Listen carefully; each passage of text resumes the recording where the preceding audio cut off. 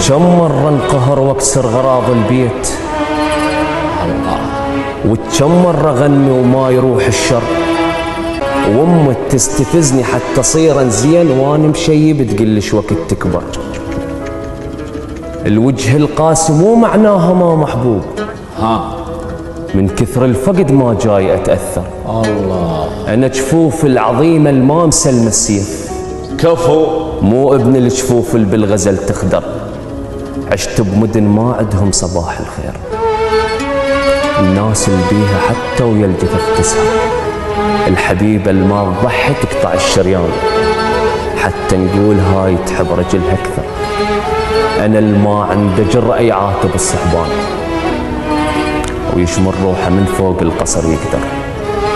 ومن قالوا لي بالقصة البطل ما يموت، الله، أنا اللي ما عنده جرأة يعاتب الصحبان، ويشمر روحه من فوق القصر يقدر. ومن قالوا لي بالقصة البطل ما يموت، قلت لهم الكاتل يدفن الخنجر اللي بقلب العدوك صعبك تتمناه. لا يا ربك. وهاي المشكلة المو حلوة والأخطر، مثل أم الشهيد اللي ما تصدق مات، الحد السابع وعبالها تأخر. الله، مثل أم الشهيد اللي ما تصدق مات، الحد السابع وعبالها تأخر. أبد على الماضي ما لوم سهم مكسور، أقول يجوز تاب وراح يتغير. ورغم كل هذا طبع تخيلت أشياء ما شايفهن المسحور واللي يسكر.